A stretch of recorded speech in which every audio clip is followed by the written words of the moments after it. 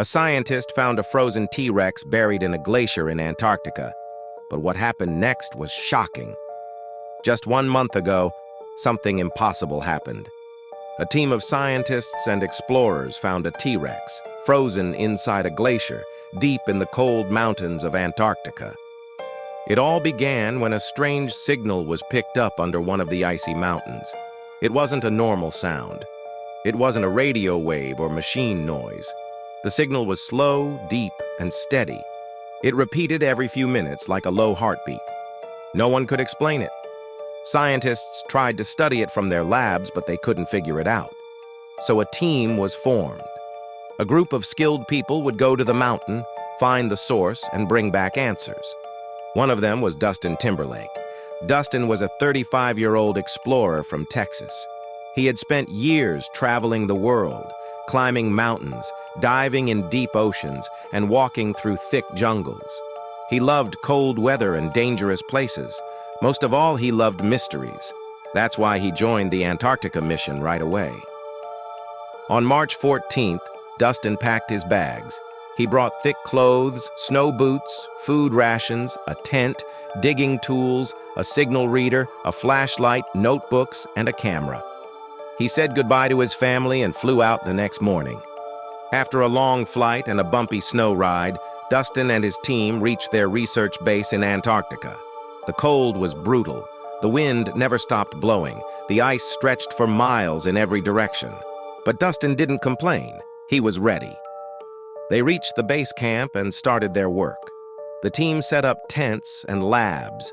Their machines pointed toward the icy mountain where the signal was coming from. Dustin chose a spot near the mountain and began to dig. He dug every day from morning until night. The ice was hard and thick. Some days, the wind made it impossible to work, but he kept trying. He knew something strange was buried under the surface. The signal was still there, slow and steady. On the 20th night, something changed. Dustin was sleeping in his tent. It was quiet, as always. Then, a sound. It was low, like a growl or a rumble. It was coming from the direction of the spot he had been digging. He sat up quickly, pulled on his boots, and grabbed his flashlight. He looked at the others, but they were fast asleep. Dustin didn't wake them. He didn't want to wait. He took his shovel and equipment and walked through the snow toward the signal spot. The air was freezing. The stars above looked sharp and cold. His breath came out in clouds, but Dustin didn't stop. He reached the hole he had been digging and pointed the flashlight down. The sound was coming from beneath the ice. He picked up the shovel and began to dig. He worked slowly at first, then faster. The sound was getting stronger. The ice started to change. It looked darker, smoother. After 2 hours, his shovel hit something solid. Not rock, not ice. It was something else. He brushed away the snow and looked closer. It was a paw. Huge, scaly, and frozen. It had sharp claws and thick skin. Dustin's eyes widened. This isn't a normal animal," he whispered. He took out his notebook and drew a sketch. He took pictures.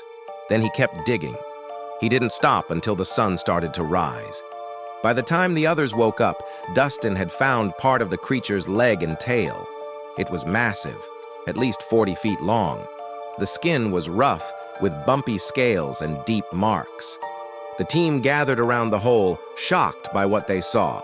They called in experts from the nearby base. More people arrived with better tools, stronger lights, and special ice cutters. Everyone worked together, digging carefully, removing layers of ice, little by little. Days passed, then a week. Finally, the full body was uncovered. A huge beast standing upright, frozen in the ice with its jaws open wide, teeth sharp as knives, eyes closed but fierce, arms small but strong, tail long and heavy. Its entire body was in perfect shape, as if it had just died yesterday. There was no doubt anymore. It was a Tyrannosaurus Rex. The team was silent. No one spoke for a long time. Then someone whispered, "This can't be real." But it was. News spread quickly. Helicopters came. Reporters tried to get in, but the area was closed. The government sent special agents to guard the site. The scientists built a strong shelter around the T-Rex to keep it safe from wind and sun. Tests were done. Blood samples, DNA checks, body scans. All results were the same. This was not a statue or fake. It was a real dinosaur, preserved in ice for millions of years. People started asking questions. How did it get here? Why was it frozen so perfectly? Was it alive before it froze? No one had answers. Dustin stayed close to the T-Rex every day. He took notes, drew diagrams, studied the ice and the creature's body. But most of all, he kept thinking about that sound, the signal that led him here. It was still going. Every few minutes, a deep pulse came from under the ice. Now it was clear the sound wasn't from a machine. It was from the T-Rex itself. Then, one night, something happened. Dustin stayed up late, sitting near the frozen creature. Everyone else had gone to sleep. He was looking at the T-Rex's face, writing in his notebook. Then, he saw it. The T-Rex's eye moved. Just a little. Just enough to make Dustin freeze in fear. He waited. Then, the eyelid twitched. He dropped his notebook and stepped back. "No, that's not possible," he whispered. He ran to get the others. The team rushed in with cameras and lights. They watched the creature closely. Then it happened again. The T-Rex's eye opened.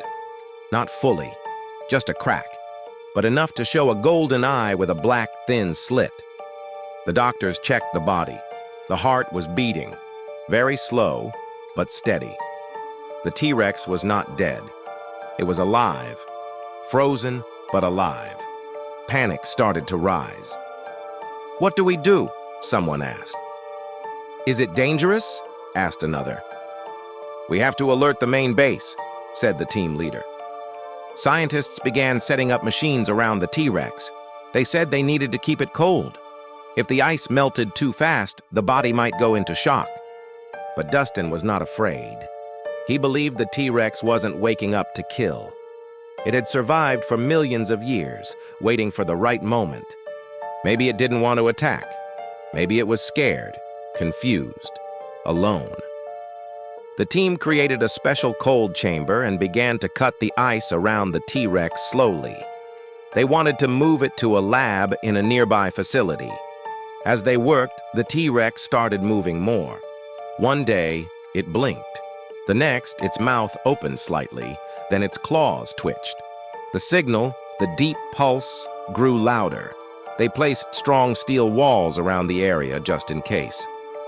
Dustin kept visiting the T-Rex. He talked to it, even if it couldn't understand. He believed it could feel something, his voice, his calmness. He said things like, "You're not alone, and we won't hurt you." On the 40th day, the ice finally melted around the head and neck. The T-Rex moved its mouth again. It made a low, deep growl. The walls shook. Everyone stepped back. Some ran. But Dustin stood still. The T-Rex lifted its head, slowly, painfully, and looked at him. Their eyes met. Dustin didn't move. He didn't speak. He just watched. Then, after a long moment, the T-Rex closed its eye again. More days passed.